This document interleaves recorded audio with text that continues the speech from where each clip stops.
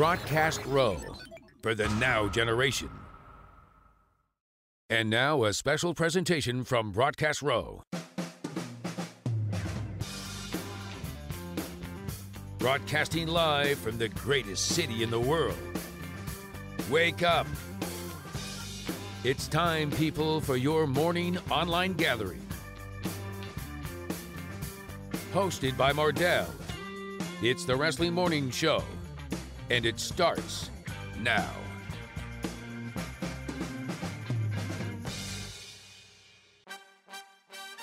Good morning, everybody, and welcome to the Wrestling Morning Show. This is your host, Mardell. Thank you for joining us on this October 24th, 9:05 Eastern Standard Time. The number is 844-627-3352. Well, last night, ladies and gentlemen, SmackDown didn't disappoint with a great retaliation by the Roode. No, it didn't happen. That's going to be the big discussion, actually, today. Our old friend Coder, who's been having a mysterious illness, by the way. He's going to join us on the program rather early, probably in about 15 minutes or so. And we're going to discuss this because it is somewhat of a debate online. I have to admit to you guys, I was a little upset last night. I was duped. That's the only word I can think of. A little outdated, but duped. I was duped. They had the World Series on, but you know what? I did not want to miss. This retaliation. And then I cooled off. I realized it wasn't going to happen. I thought maybe he was a little bit smarter to wait.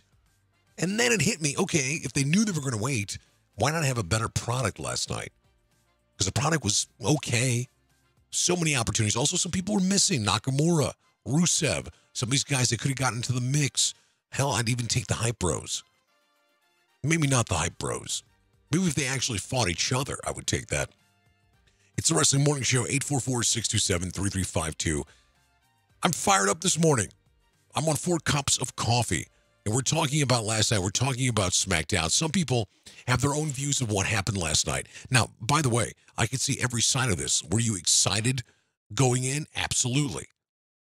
Were you kind of waiting with the angst and anxiety? I even mentioned that on Twitter last night. I got to give a shout out to everybody in the Twitter community who would live tweet during SmackDown and Raw. Last night was the perfect reason. The great reason why you do it. Because it was a slow, molasses type of product SmackDown was last night. They had every opportunity to showcase the great talent. They had every opportunity to kind of move, maybe not the storyline for Survivor Series, because you need actually the other brand to be there, but they could have moved that entire feud they had with certain individuals. Ziggler and Bobby Roode. That's just one option. They did give opportunities to people like Gable and Benjamin, and of course the New Day are always pros. AJ and Samil Singh. I tell you what, Samil Singh, the fact that they made you job to AJ Styles, you look strong, bro. That was actually one of the tweets. I wanted to tweet something that was never done before, and that was pretty much paying homage to Samil Singh. But the show started with anticipation, as we mentioned. And, of course, all eyes are on Sami Zayn and Kevin Owens as they rekindle their best friendship. Shane O'Mac opens the show. I think it's a nice little visit from Sami Zayn. Let's refresh your memory from about 12 hours ago. Shane O'Mac in the ring. What's up, Milwaukee? Oh, they've been in the North, the Midwest. I love this. It's Americana. Here we go.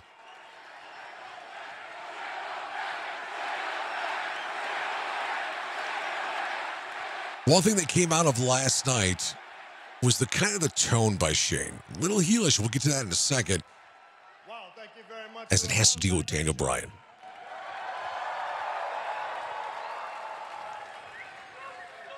You know, about 2 weeks ago, for the last 2 weeks, I've been undergoing some serious physical rehab, but I'm very happy to be back in this ring and back in charge.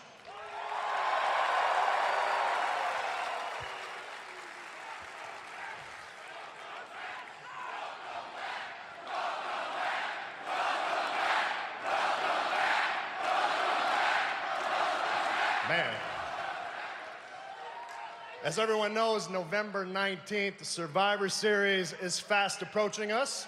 It's the only time where SmackDown and the Raw roster compete in head-to-head competition. I learned at a very early age that when you're gonna get into a fight, it's always better to strike first. And that's why some of the SmackDown roster and I paid a little visit last night to Monday Night Raw.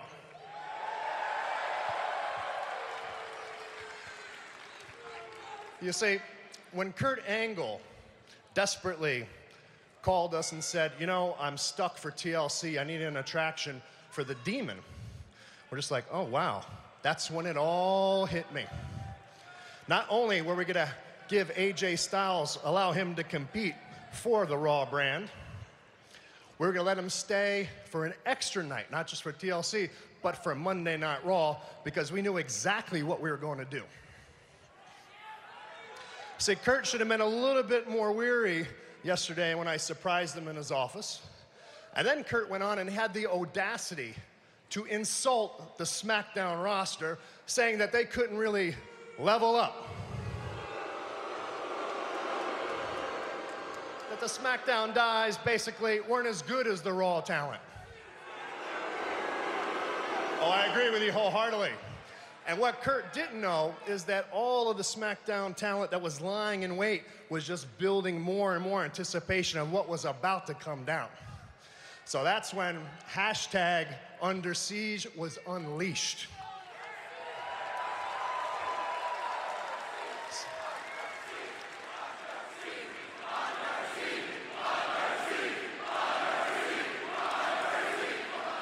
Hashtag Under Siege is going to trend tonight. We caught Raw completely by surprise. But I guarantee you, we won't be, because we're ready. It better be ready tonight. Uh-oh. Are they saying it's ready? Initially, a very good reaction by Sami Zayn. Now, this is what I found very interesting. It's just this carefree, kind of lunatikish, sporadic kind of movements by Sami Zayn. I don't know exactly what direction this character's going. Obviously, still Sami Zayn. It's a little different. It's a little off. A little bit more of a jerk, but still Sami Zayn. It's got to be absolutely boiling. And look at Sami. Sami's on cloud nine. Yeah, a little bit, well, more over the top than normal. All right, so first of all, it's great to have Sami Zayn opening a show. We all love Sami Zayn. He's a phenomenal wrestler. Finally, he's getting this opportunity. He's a bad guy. And not only that, he gets to hang out with his real-life best friend. Very soon, he draws some great natural heat. Curious what you guys think about this. Tweet, live morning show, or call the show, 844-627-3352. If you don't feel like calling or talking to me, that's fine. Shoot me a text. Let me know what's on your mind.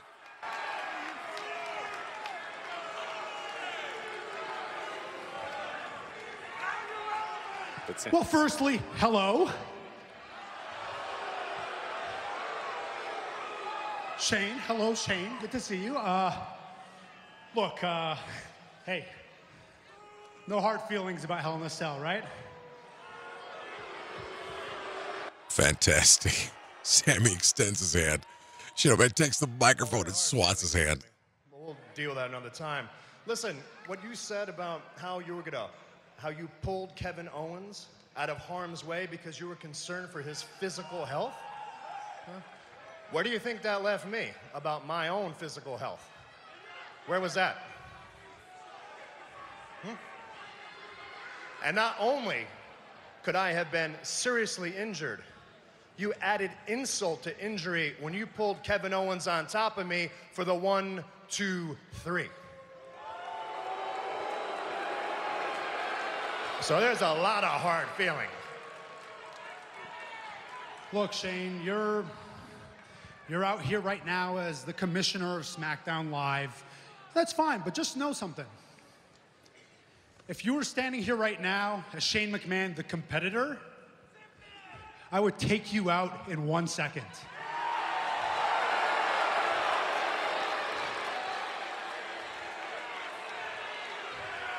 You understand that? And believe me, I would leave you hurting. I would leave you hurting even worse than how you left Hell in a Cell. whoa, hey. Easy, man. Easy, hang on. Maybe that's all for another day. Okay? The reason that I'm out here right now is to let you know that my good buddy and brother, Kevin Owens,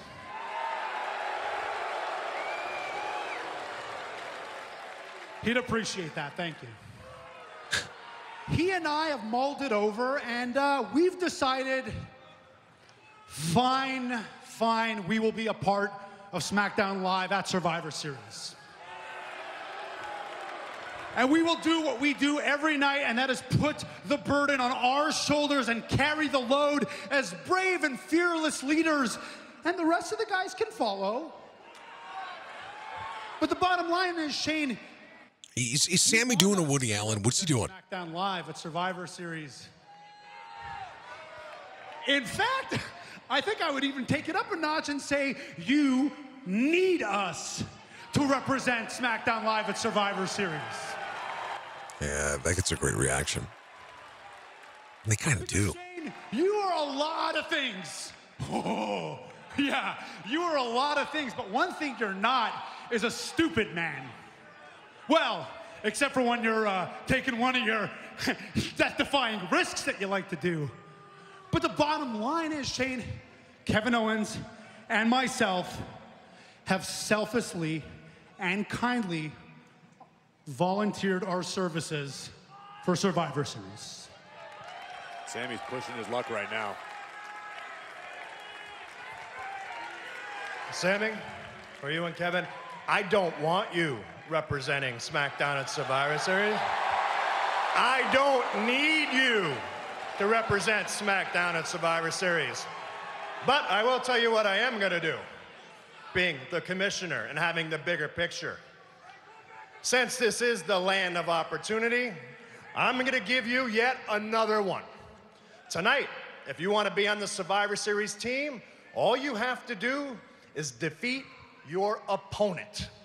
Whomever wins is going to be my first representative on my Survivor Series team. Beautiful. Hey, piece of cake, that's it? Just beat the opponent? Beat this mystery opponent? Are you gonna just walk out and not tell me who my opponent is? Why no? Yeah, Shane, I want to know who my opponent is later, yes? Tonight, you're gonna go one-on-one with the Viper, Randy Orton. Great reaction from that crowd. And of course, Sammy just selling it. He goes on and he wrestles Randy Orton.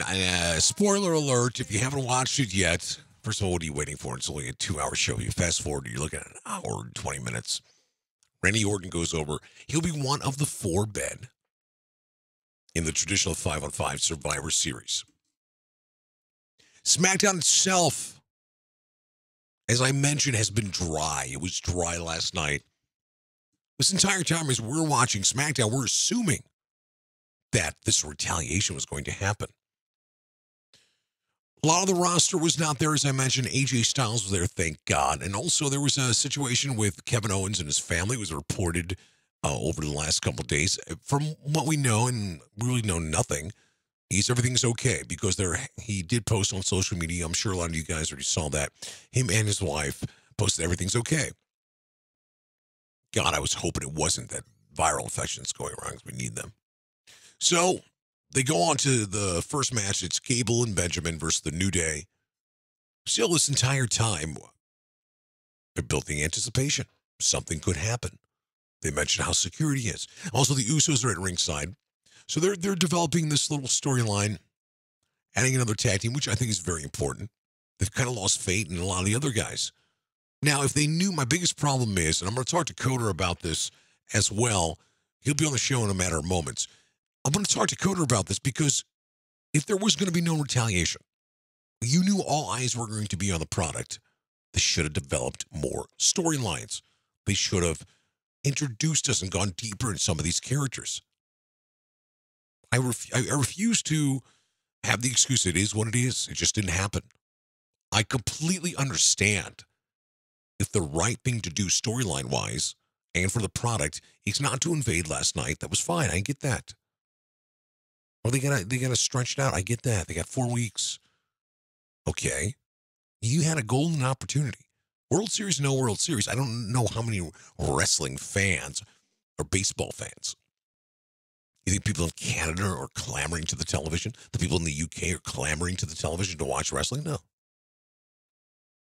They're going on the competition in the United States. Possibly. You have a large market like Los Angeles. You also have a lot of Dodger fans around the country. You have a large market like Houston. Also, it's two very good teams. Now you got hockey back in the swing. You got basketball back in the swing. Fall television shows now are already in their second, third episode. Don't lose this fight on television. Don't lose it. Now, when you had the entire attention of the captivated audience of wrestling fans who tuned in, you should have done it better. Should have done a better show. One thing, I never wanted to be like everyone else on these other podcasts or wrestling radio shows. I don't want to be that negative guy, but this is the first time I think I might have gotten really upset last night. Because regardless if we would have saw the Raw roster or not, I get it. They had a golden opportunity. Many people online, boom, right off the bat, SmackDown Live was trending all over Twitter. So if they're all over Twitter, they're also watching as well. And there's obviously, I'm a loser. I'm tweeting during SmackDown, Raw, anything.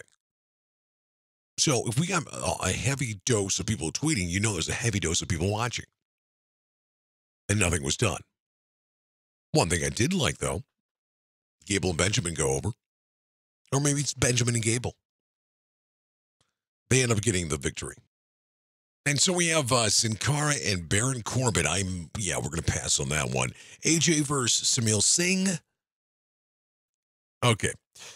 We're going to move past that one. And, of course, we had actually a pretty decent promo by Jinder. We'll probably listen to that promo coming up a little bit later. This entire Under Siege thing, obviously there was hashtags everywhere, and even people from the Blue brand were actually tweeting stuff out, not to mention they were sending little vignettes courtesy of their social media pages. And now we have another match, of course, Tamina, Charlotte, Becky, Naomi, and Carmella. First pinfall gets to be the captain of the Blue Squad at Survivor Series. Once again, it's another situation where they have nothing to do with the women. This is a perfect opportunity. Let's get to know how twisted Carmella could be. Let's give more of a spotlight to Becky. You also got to remember, in the world of wrestling, much like anything else, like sports mostly, people come in and out, in and out. They may not watch for 2 months. They may not watch for 3 months. They may not watch for a couple weeks. Let's go back and reintroduce some of these characters. And that did not happen last night. Well, ladies and gentlemen, it is that time. It is the great return of Brett Coder to shed some light on SmackDown. We'll even talk a little bit Monday Night Raw. And here he is. It's the Code Break with Brent Coder. Coder, welcome to the Wrestling Morning Show. It has been a long time. How are you, sir? It has been. It's been too long, Mardell. It's good to hear your voice again. I've been better. I've been a little bit under the weather, so I apologize for my voice today, but I'm doing my best and looking forward to talking wrestling, which we haven't been able to do for the last few weeks. We have not. Coder has been on assignment/vacation, and of course, he is under the weather, but I appreciate him calling in this morning. All right, let's get right into it. Probably the biggest highlight of the week has been the invasion, the fact that Raw is under siege. So we all waited. We all waited last night, and we felt that possibly we could see Kurt Angle and the boys and the girls invade SmackDown. That did not happen. So I'm asking you, Coder, to shed some light, take us behind that curtain. Was it the right thing to do storyline-wise by not showing up on SmackDown last night, or are you a fan and you were disappointed? Let me know your opinion. Well, I mean, I almost expected it to happen tonight. I think as most people did, at least on Twitter, and, you expected to see some sort of retaliation happen pretty quickly. But obviously we wouldn't get that, and it looks like they're going to drag this out. And it may have been, technicality because of travel or whatever. but I kind of like the idea of dragging it out a little bit. I thought it was a really cool angle on Monday night, and I love the Under Siege, the whole setup. I just love how it all played out. I thought it was well done. I didn't expect it. I was surprised to see the whole locker room come down the steps and just loving it. I thought what we were going to get at first was going to be this cheesy, meeting of the team shirts like we typically get ahead of these matches. And instead we got a complete beatdown of the Raw roster. So I thought that was pretty cool, but totally expected to see retaliation tonight. I understand, from a marketing perspective, to drag this out a bit. They do have some time before the Survivor Series to let this play out. So disappointed, but overall, man, I think this is a good start to a very cool angle and build to Survivor Series. Well, I believe it was a great start to Survivor Series. Okay, so now last night was the second night, could have been a potential unbelievable SmackDown. There were so many people watching this program to see something. It was almost like they teased us, and that's exactly what they did. They teased us, and they did not deliver. So I was frustrated in the beginning, but then I cooled off. And I realized, okay, they have to elongate this entire story, this entire process. They got 4 weeks to build this up. I'm sure next week when SmackDown lets down their guard, we'll see Monday Night Raw. Okay, it might have been the best decision storyline-wise to do this. But then I got upset again. So I was upset, got over it, and I got upset again. What I got upset with, if they knew full well that we were all going to watch SmackDown because we thought there was going to be retaliation, then they should have given us the best show possible, and that did not happen.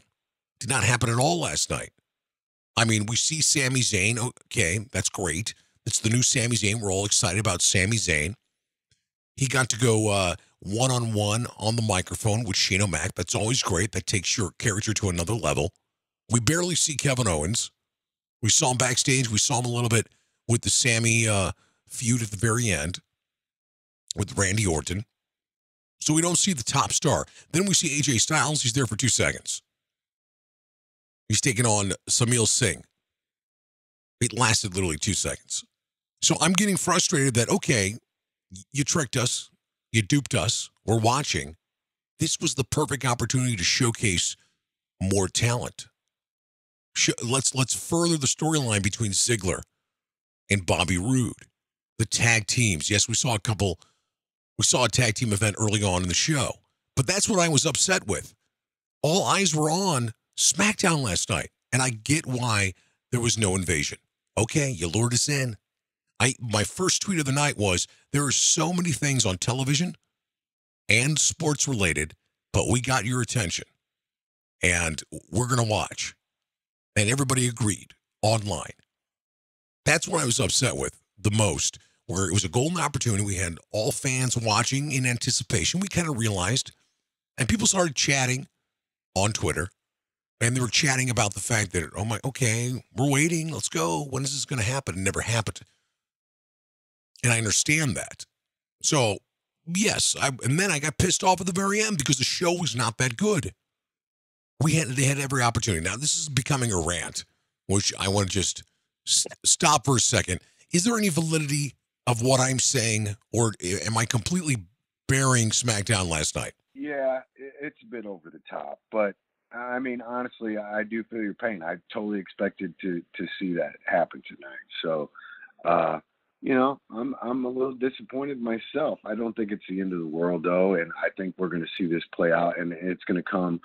They've got to top what SmackDown did, so I'm expecting something big from the Raw roster.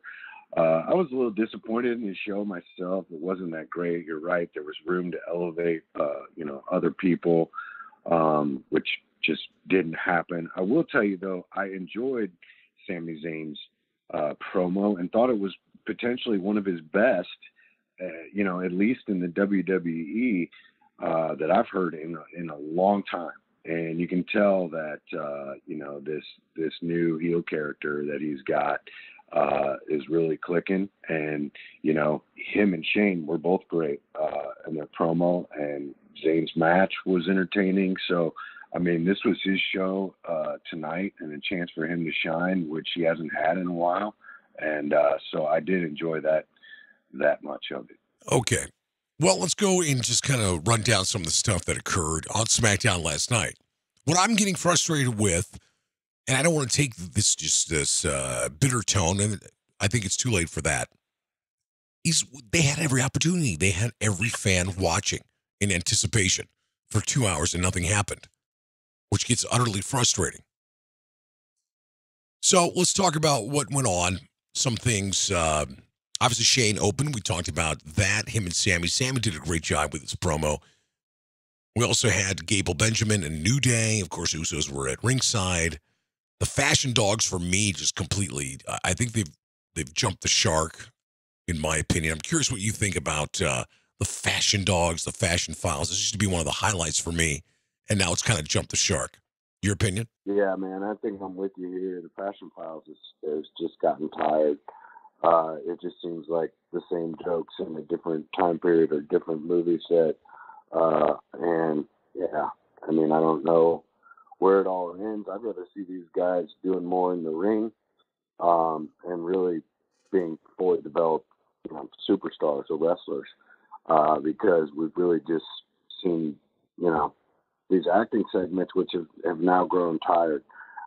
So I think it'd be good to mix it up a little bit, let these guys see more ring time, maybe even a potential run at the title, a serious, you know, angle for the title. Could be good for them, and, you know, certainly refreshing than just seeing these episodes which have started to grow tired. You know, and this would have been perfect opportunity tonight to have Breezango inside the ring. And, of course, now Ascension, they're aligned with Fandango and Tyler Breeze. This would have been a perfect time to bring them on there. Perfect time.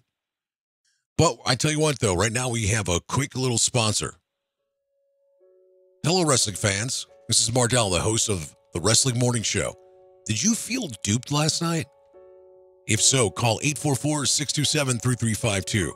Once again, if you felt duped by SmackDown Live, the anticipation that was building, and there was no retaliation from Raw, call 844-627-3352. We can help if you were duped. Okay, ladies and gentlemen, I felt duped. That's been the theme. Coder, we got duped. It's the Wrestling Morning Show. The number is 844-627-3352. I am joined by Brett Coder for the Code Break. Now, if you're listening to Coder right now, no, our technology and equipment does not suck. He's under the weather. But guess what? He's a true hardcore fan. And he's here in the morning, placing that call. And by the way, let me just say one more thing to everybody who's listening right now. I love baseball. I gave up the first game of the World Series to watch Raw's Retaliation. I can't get that game back. Now, granted, I was flipping back and forth, but only during commercials. All right, Coder, let's move along here. I'm going to start announcing the card from last night. I'm just passing everything over. Baron Corbin versus Sin Cara. We're going to pass on that. Absolutely no need to talk about that. AJ versus Samil Singh. I tell you what, I tweeted this last night, how strong Samil looked, and unfortunately how he had to job to AJ. This was about the quickest match you'll ever see. It's just good to see AJ out there. And guess what they did last night, Coder, of course. What do they do with the women on SmackDown? They just bring them together. That's what they do. They're backstage together. They fight together when they're invading Raw. They're in an elimination match to find out who's the captain. They go to the bathroom together. This is the only creative thing that goes on with SmackDown. It's just, they have unbelievable talent, and we don't ever see a one-on-one rivalry at all. And the next one we know of is going to be Natalya versus Alexa Bliss. A little frustrated. Are you getting frustrated with this women's division, especially with all that talent? Yeah, I mean, you're right. It is the same. It's the same thing. It's these fatal 5-way matches and 4-way matches for number one contenders. I mean, it seems like every other week where it becomes, you know, not special, right? I mean, we've seen it 100 times. So, yeah, I mean, part of the problem here is, you know, they've got an hour to work with, you know, with the SmackDown Live, and just as many women really to promote as wrestlers. And so, in order to get them all airtime, I think we end up with these types of matches. And I don't know if we're ever going to see that really slow down, because we're just not seeing multiple women's feuds happening on SmackDown. I believe because of the time that they have to tell the story. So we're really getting one main feud out of the women's division, and then the remaining ladies are left to fend for themselves in some type of fatal five-way match to decide this or that. Tonight it was the captain of their team, and you know, good for Becky. She's kind of been in the background for just a bit, so good to see her pull it out. But yeah, it's certainly become a lame, same old types of storylines for the women on SmackDown. It's unfortunate. It's always a fatal four-way, fatal five-way. It's a 3-on-3 where they tell Lana to wrestle. Oh my God! Wait a minute, wrestling fans. It's Mardell. Are you sick of the fatal five-ways with the women's division? How they all come together, talk backstage together, and go to the bathroom together, always in the same match? Sick of the non-individual competition? Give us a call at 844-627-3352. All right, that bit has pretty much jumped the shark, much like Fashion Files. We won't do that anymore. It's the Wrestling Morning Show. I'm joined by Coder. Follow us at the Live Morning Show. You can follow him at CodeRock874. Okay, let's move on to something that I'm actually enjoying, and that's Ziggler. I'm loving Ziggler, and he's looking better than Bobby Roode, and I've just realized how bad Bobby Roode is as a face. They need more faces, I will give you that. But it's just not clicking for me right now for me to be drawn to Bobby Roode, knowing how phenomenal he is as a heel. Now, it's very hard to be a face, don't get me wrong. Everyone knows that. I'm just not feeling it. What I am feeling, though, is I like this Ziggler. And maybe I'll look back at this in a couple days. Maybe the highlight could be when Ziggler pretty much calls Bobby Roode kid to undermine him. I loved it. Give me your thoughts, Coder. You know, man, I haven't loved the Ziggler gimmick, you know, from the beginning. I think it's been a bit drawn out and overdone. You know, to like we get the point. Now it's gone on to catchphrases. You know, if you smell what the Rock's cooking, right. It's just for me, there's a shark to be jumped here. And Ziggler is on the skis. He's got his leather jacket on, and he's approaching the ramp right now. I mean, it's real close.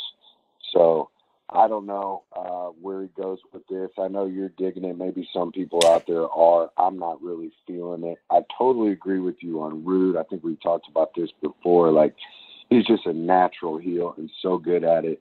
You know, if he can pull this off and get over as a face, you know, awesome. But I really don't see that happen. For one, he needs a very big heel to match up with, and because Ziggler is still a developing heel in a way with his new character, I'm not certain that this is, you know, he's going to be the one to you know, really truly get him over as a face. It's going to take you know, a bigger, badder heel, I think, type to actually get him over as a face, if that can even happen. You know, I think eventually we'll see a heel turn, and that's when we'll really get to see Roode shine. Interesting. By the way, I appreciate the Arthur Fonzarelli reference. Half the people just shut us off right now because they have no idea what we're talking about. But half of you may. Sammy versus Randy. This was, let's just have a match. And I'm thinking, okay, they're going to have a match because there's going to be a retaliation coming. And that was not the case. By the way, is it true to compare Kevin Owens to bacon? Anytime Kevin Owens is part of anything, it's like bacon on your sandwich or bacon on anything. Was that a fair analogy right there? Absolutely. Hell yeah, Kevin Owens is bacon. He is the show in my mind. So, yeah, I'm with you all the way there. Hashtag that right now. Tweet that one out. I really should. That is very funny. Last night, sent out a tweet. I wanted to thank the wrestling gods for Kevin Owens because the story broke. Kevin Owens had to leave the tour. I think they were in South America. Had a family situation. They didn't really go into detail the family situation. It's none of our business anyway. But he let everyone know that everything is okay.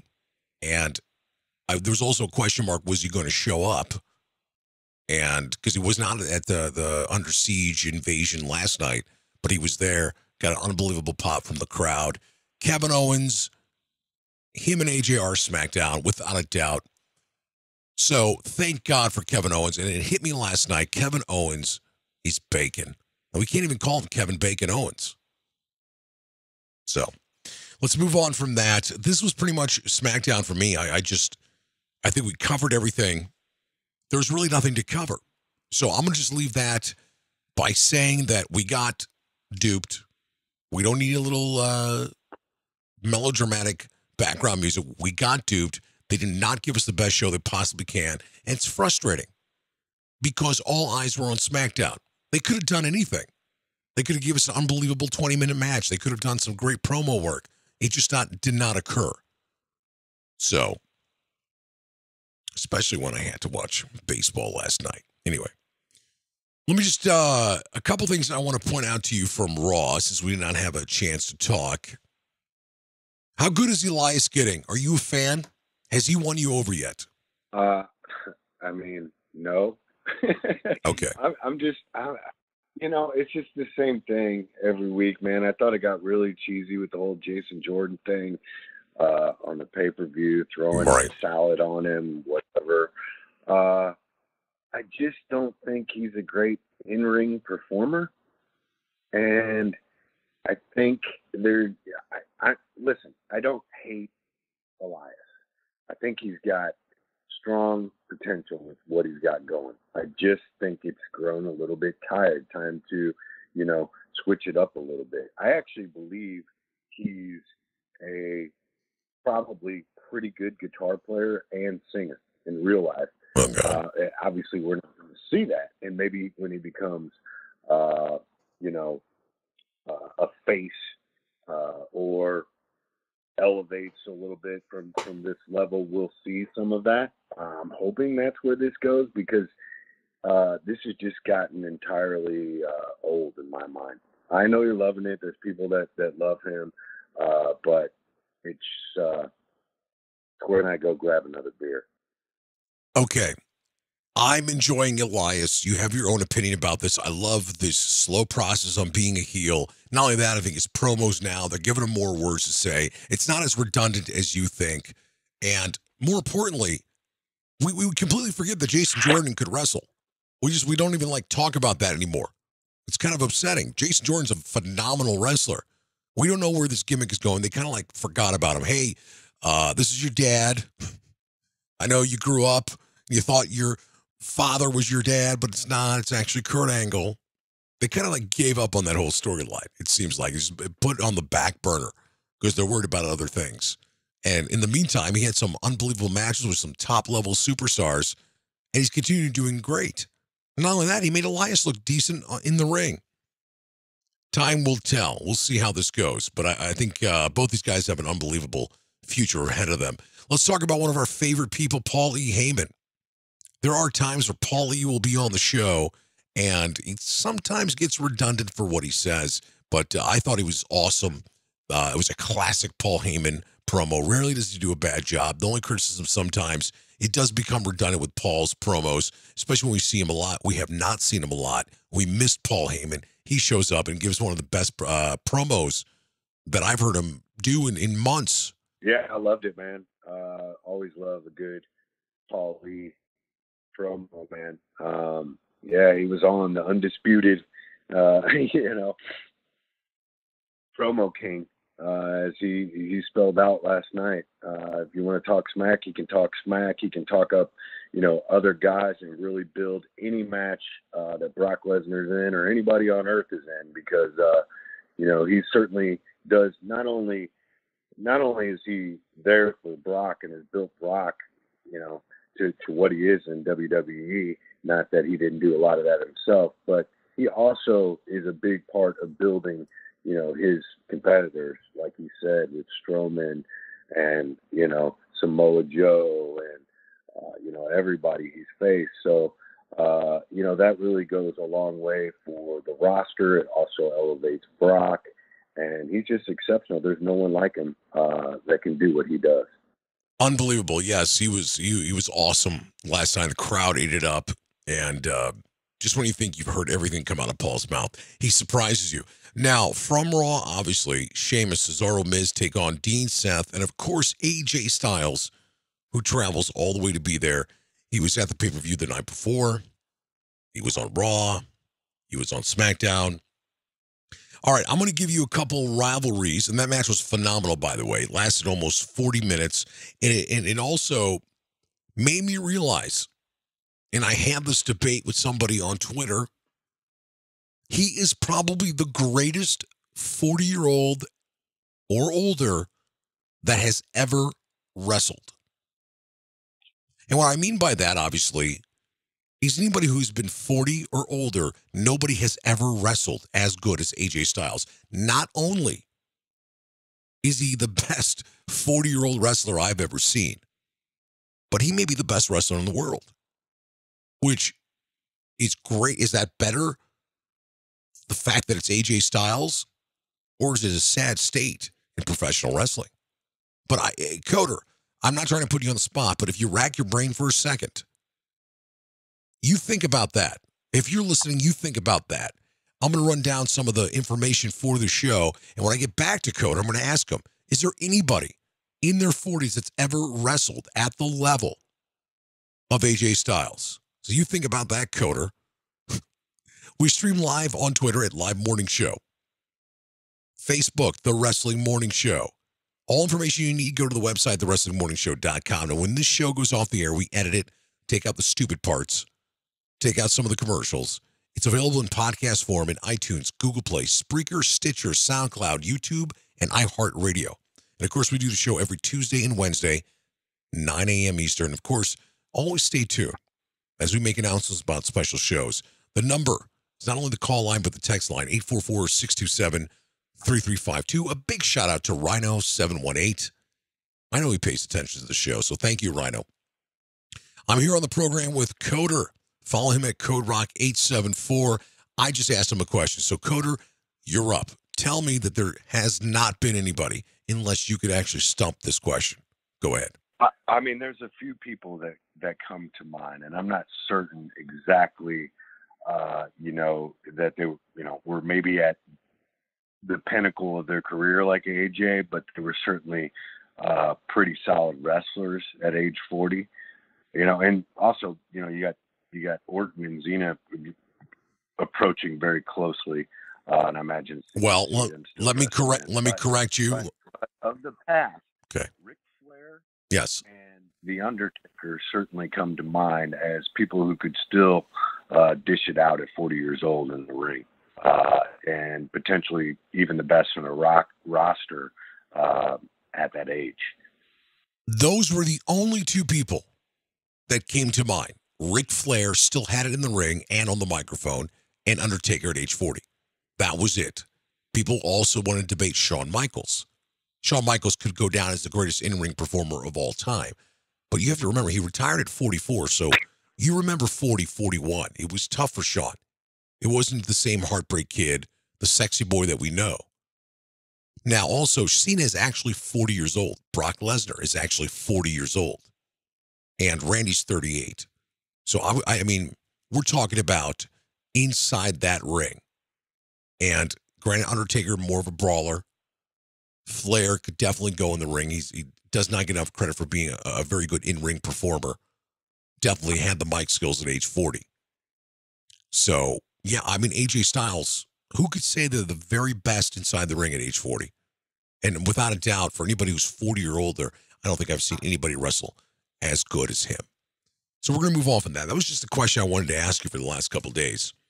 All right, Coder, it's time for one of my favorite segments. This is where I ask Coder the Twitter poll questions. Now, these questions, Coder, are just simply that I put out last night. I'm curious what your thoughts are and maybe what you think the rest of the world voted on. So this question literally was probably the first 20 or 30 minutes inside of SmackDown Live. I asked, how many people are simply just waiting with angst and anxiety for the Raw retaliation of SmackDown Live? So picture yourself last night, Coder. You're watching television. You know what's going to happen. These are your 4 options while you were waiting, watching SmackDown. Option 1, I am impatient. Option 2, I'm relaxed. Option 3, get to it. Option 4, I'm surfing the TV. What were you doing about 20 or 30 minutes in? 20 or 30 minutes in, I was like, let's get to it. Yeah. I thought it would happen, pretty quickly if it was going to happen. And then sort of fell off for me after that, and I did flip around. So I'm somewhere in the middle of a couple of those, but I would say flip around. Okay, interesting. Well, that was dead last. Number 1 with 39%, get to it. That's what people were thinking. I love it. All right, let's go to our next question last night. Hypothetical question I posed. You would pop the most if this superstar would betray SmackDown Live for Raw tonight. Which none of this happened because there was no invasion. Hypothetical question. You would pop the most if this superstar would betray SmackDown for Raw. Daniel Bryan, AJ Styles, Sammy KO, or Bobby Roode? Man, this is a great question. Thank you. Man. I'm going to go with AJ here. I think that would be a big move and probably make the most sense since he was just over there last night. Storyline perspective, so I'll go with AJ. Be the biggest pop there. Okay, well, 33% said Daniel Bryan, 31 Sammy KO, 23 AJ, 13 Bobby Roode. Now, as soon as I posted that, out of nowhere, Daniel confronts Shane. Now, Shane's taking a heelish tone. That's something we have not discussed. I kind of like it. I guess you're going to have to be a different gimmick when you're facing Kurt Angle there. But I like this kind of heelish tone Shane's taking. So, yeah, Daniel Bryan, 33%. That would be something interesting. And then right after the Sunil Singh and AJ match, I had to tweet this out. I said, mad respect to Sunil Singh for jobbing to AJ. He looks strong, though. And then in parentheses, just trying to tweet things that have never been tweeted before. All right, thank you. Our next question. Okay, so this is obviously something we talked about as soon as you came on. Was it the right decision for Raw not to strike tonight? Your thoughts. So these were your options. Was it the right decision for Raw not to strike tonight? Your thoughts. First option, yes, wait. It was the right decision. No, I waited for 2 hours.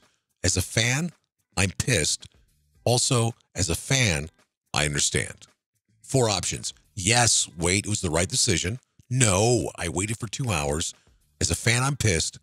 As a fan, I understand. What do you think? Well, I mean, I think, as a fan, I understand, but I was certainly disappointed. I really expected it to happen. I didn't feel as burned or as duped as you, although I find it all hilarious. I think it's a consequence of wrestling, man. It's good. They're going to drag this one out, and hopefully it leads to an awesome crescendo when Raw does come there. And hopefully that'll be next week because, otherwise we'll have another 10-minute rant out of Mardell for sure. I may not even do the show if they don't show up next week. But anyway, 63%. Yes, wait, it was the right decision. You know who these people voted? The people who voted for this were probably watching the baseball game and then switching to SmackDown, where I was watching SmackDown thinking about the baseball game. I was actually so excited for this because sometimes it gets a little stale and they actually, let's move on from this. Okay. Maybe that's exactly why they did it, maybe because I thought about that. I thought about that. And if they were going to do it, I mean, it's a lose-lose ratings-wise because that game started with the ceremonies about 10 till, and then by 7 o'clock, the game already started. So sometimes you could tell, like, if there was a presidential debate or if there's a special football game. They've done this in the past with, obviously, Raw, SmackDown, even pay-per-views. They've done that before. All right, the next question. SmackDown Live with Raw team seemingly waiting for revenge. SmackDown was a dry show with such anticipation, little impact. But the highlight from SmackDown was Becky as captain, D. Bryant questioning Shane, Sammy KO segments, or the Fashion Dogs. What was the highlight for your SmackDown? That's an easy one for me, man. I think it was definitely Sammy and KO segments. Sammy shined tonight, and rightly so, getting the opportunity to get some more face time, some in-ring time. I thought his promos were great, and obviously KO is always solid. So I thought it was great. 31% Becky as captain, and tied at 25% Daniel Bryan questioning Shane. 25% Fashion Dogs, 19% dead last Sammy KO segments. I thought Fashion Dogs was atrocious. It was just, they've jumped the shark. You got a lot of people that follow your Twitter that just don't know anything about wrestling. I think. I mean, that just doesn't make any sense. I don't get it. Sami Zayn and Kevin Owens. I mean, come on. Now, granted, Kevin Owens really did not lead any of the segments. Maybe that could be the thing. First of all, there's an enormous amount of Becky fans out there. So Becky is captain. Has kind of been in the back seat for a long time. I mean, she's all these women. Nobody's pushed to the forefront. Natalie is really a placeholder at this point. Not to knock her. She deserved winning something. But this is all pretty much, let's get to Survivor Series. Let's get to Rumble. That's when things start happening. But you know what? You also got to remember a couple things. After Survivor Series is Black Friday, Cyber Monday, and whatever Tuesday, Wednesday, and Thursday, and Friday are the following days. I don't know what they call them now. But this is when parents and people start thinking about buying stuff. And why not buy products that are hot for the product that you actually watch? I was thinking about that. Now, you know marketing better than I do, so that was just me being weird talking about that. If I had to pick that last question, Daniel Bryan questioning Shane, it's almost kind of like he's going to be insubordinate. For me, that would be the ideal, biggest thing to come out of there. Not turning heel, but Shane could possibly turn heel. No one's more beloved than Daniel Bryan. Okay, the highlight this week. You know, go ahead. You know what might be cool, and I thought actually where Monday night was leading to is a matchup with Shane and Michael. Yeah, definitely. That's and that would make sense if he's going to make a heel turn to do it now. You know, I don't know if Angle's up for another one this quickly, or that it makes sense from a marketing standpoint. It's probably something you build his first one-on-one match. It's something like WrestleMania, and probably his like last match. But if they're gonna put him out there a few times this year, it would make sense to do it now against Shane, and that would be a huge match. Probably the match I'd look the most forward to. You know, it also depends what kind of shape. I mean, Kurt is a professional athlete, and we all know that Shane goes out of his way and he works out all the time, looks better than ever. I think this could be either one-on-one or more importantly, each one of these guys could actually probably just be the captains of their respective team or be a member of that team. So, because there's a lot of top guys already obligated to wrestle individual matches. That was actually the first tweet I sent out last night, was talking about I was hoping they would do a one-on-one. Okay, this is actually the last question right here. The highlight of the week, of course, was the SmackDown Live brand taking the Raw under siege. Besides Paul E., who gave the best promo of the week? You're going to hate the four nominees, by the way. But Sami Zayn, Elias in Green Bay, Drew Gulak for Enzo, Alexa Bliss on Mickey. Who gave the best promo out of those four? I got Sammy all the way here. I thought it was exceptional tonight. I thought he's really embraced his new heel role, and by far here it's Sammy. Well, this is probably the happiest I've been on the show thus far. 45% Elias in Green Bay. 25% Sami Zayn. By the way, Drew Gulak was very funny doing that Enzo shtick. He got 15%, then Alexa on Mickey. Not one of Alexa's better ones, but you go through your notes and your memory and you realize there wasn't that many promos. Hands down, though, Paulie, without a doubt. I also have the photo of the week. Unprecedented. Finn Balor, AJ Styles after TLC. They too sweet each other. And then that becomes the photo for the WWE Twitter page. Now, it's either they're embracing it with these two great superstars, or they're telling the young bucks, F you. That's pretty much what they're telling them with the cease and desist. All right, Mr. Coder, I have to tell you, it's great to have you back, number one. Number two, it sucks that you're sick. I hope you feel better. And number three, it should be very interesting next week as everything unfolds between Raw and SmackDown. Coder, it's been a pleasure to have you back, buddy. I hope you feel better. All right, man. I should be 100% next week, and looking forward to talking more. I'll talk to you then, man. Thank you, bro. It's the Code Break with Brent Coder. All right, follow Coder at CodeRock874. That's CodeRock874. It's always awesome to have Coder here on the show. Okay, as we know, Jinder Mahal is going to take on Brock Lesnar. I've also said this on yesterday's program that I believe Jinder Mahal is going to go over. I'm not doing this to be a hero or for shock and awe. Beating Brock Lesnar brings more attention to 1.3 billion people that he represents. He's going to be going to India after Survivor Series. It's going to be the tour they've been waiting for. He's been there a couple times, but now they're actually going to wrestle in India. I'm actually fascinated by this. How do they build him there? Is the gimmick he has to be a hero? I mean, they probably don't know any better. They have their own announcers. So, of course, there's a political spin in this. I'm actually slightly fascinated by this. I also think to bring more attention to anything, Brock Lesnar loses. This means absolutely nothing to both competitors. In my opinion, and it could definitely change, there's just an idea out there. Not trying to force any opinion on you. It's all subjective. Jinder faces AJ Styles at the Royal Rumble. The winner of the Royal Rumble will be Shinsuke Nakamura. And there you go. That is WrestleMania. Shinsuke needs to get over. But what do you mean? Of course he's over. We all chant his name. No. Wrestling fans know Shinsuke Nakamura. Wrestling fans love Shinsuke Nakamura. The bigger picture, the casual fan. It is very hard to get over sometimes. If you're Shinsuke, he's barely in the ring wrestling.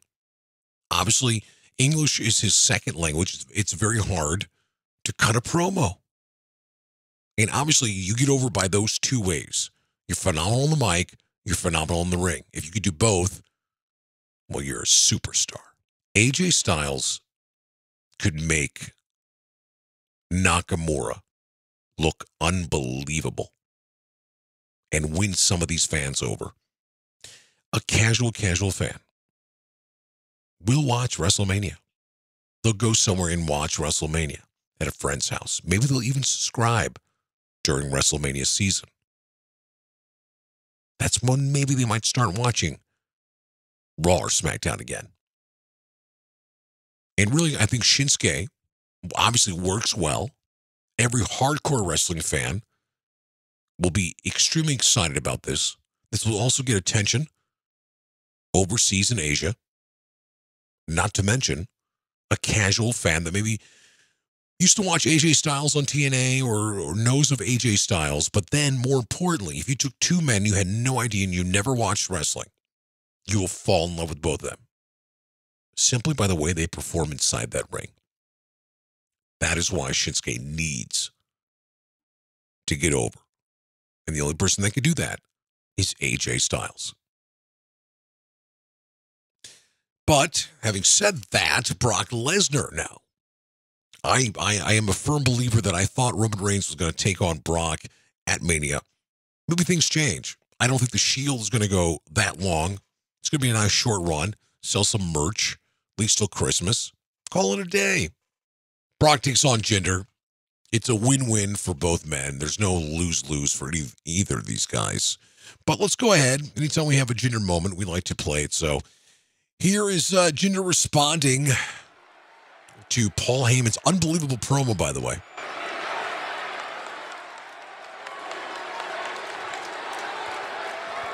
There are those that speak the truth, and then there are those who lie, and Paul Heyman is a liar.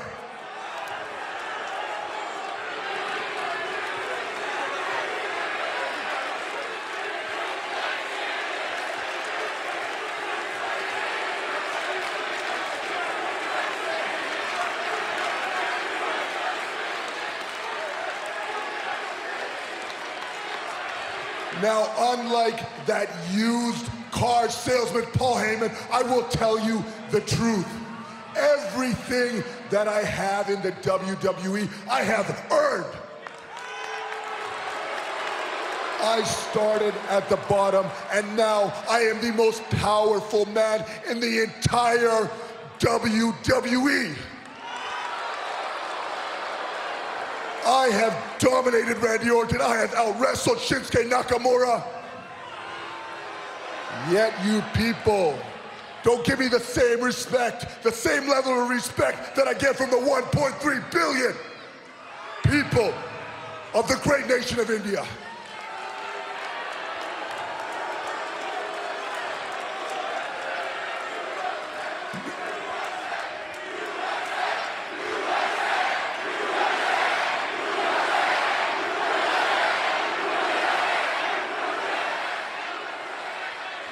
Paul Heyman was right. I am not Brock Lesnar's equal. I am not Brock Lesnar's contemporary. I am not Brock Lesnar's counterpart. I am Brock Lesnar's worst nightmare. And at Survivor Series, I will prove to all of you, and especially that human walrus, exactly why the Maharaja era has only just begun.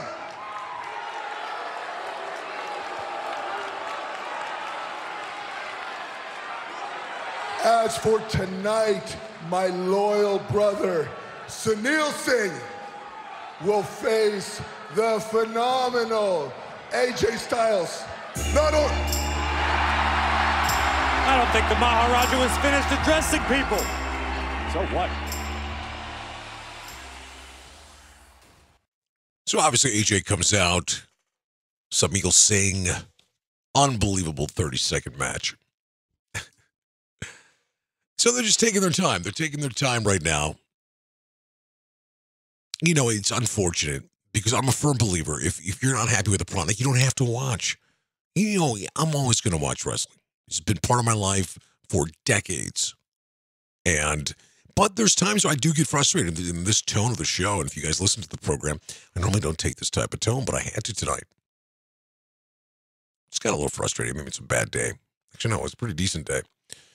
One thing that I'm actually happy about, and there was a little bit of a awkward exchange maybe, or somebody forgot maybe their lines, but Ziggler comes out, and I'm digging what Ziggler's doing, and he's confronted by Bobby Roode back there. We talked about this with Coder. I'm not feeling Roode as a face. If you are 9 out of 10 as a heel, stay a heel. He's like a 6 out of 10 right now. But they figured to catch us on. Why not? They could probably sell some merch. Glorious. Glorious is a one-word marketing machine. Something I should have talked to Coder about. He's pretty good at that whole marketing thing. But what I want to do right now is going to go back. And once again, I like what Ziggler's doing. I have to say this. I forgot to mention this to Coder. I don't really like the recycled homage, making fun of, whatever you want to call it.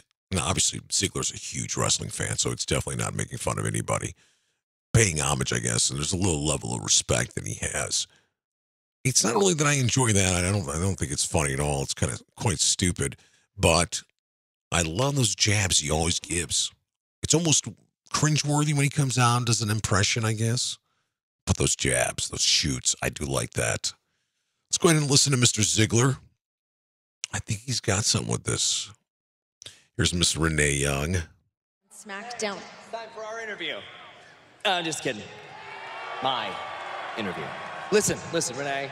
You're great at what you do. You're fantastic. But you're going to ramble on with some question that no one cares about, and I'm going to regurgitate a bunch of lines that nobody cares to hear until they hear the cool catchphrase, right? Because that's what those sad idiots in the WWE universe think make a superstar. Love it. That being said, if you smell...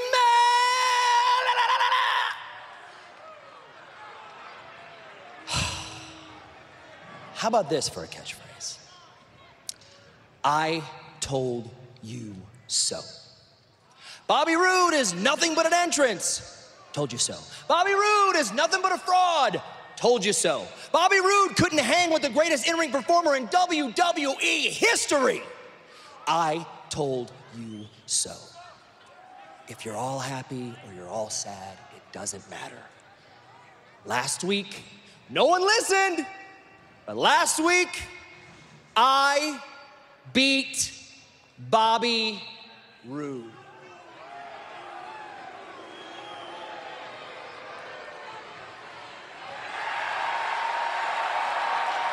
What the hell are you smirking at?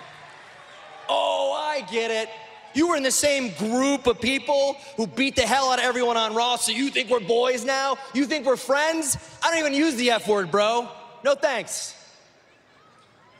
Yeah, we're not friends. But you love to run your mouth, don't you, Dolph? You see, me, I like to fight. And last night on Monday Night Raw, I had the time of my life fighting. And to be honest, I actually rather enjoy fighting you. And considering that we both have one win apiece against each other, I figure why not one more match? You know, to decide who the better man really is. Better man? Yeah. You're looking at him clearly. You don't get it, kid. Listen, I beat you once. I beat you twice. I can beat you three. Wait a second. Twice.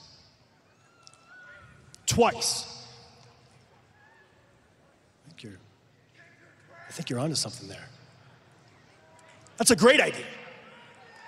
How about this? How about next week on SmackDown Live, Dolph Ziggler versus Bobby Roode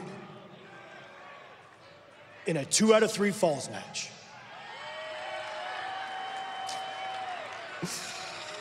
Listen, you don't get it. That's fine. I'm in. I just hope your ego can take being completely embarrassed twice in one night. Good luck, kid. Good luck, kid. That might have been the best highlight. Renee, I have a feeling that next week on SmackDown Live, it's going to be absolutely glorious. I'm digging this. Coda was not a fan. I am digging Dolph Ziggler. I really am. He just doesn't care. Doesn't have a care in the world. I love it. Well, I tell you what, this has been an interesting show, I would say. I thought we had fun. We talked about a lot, especially having Coder back, man. It was great to have Coder back. Ladies and gentlemen, I have to remind you guys, when this show goes off the air, first of all, I appreciate you guys listening live.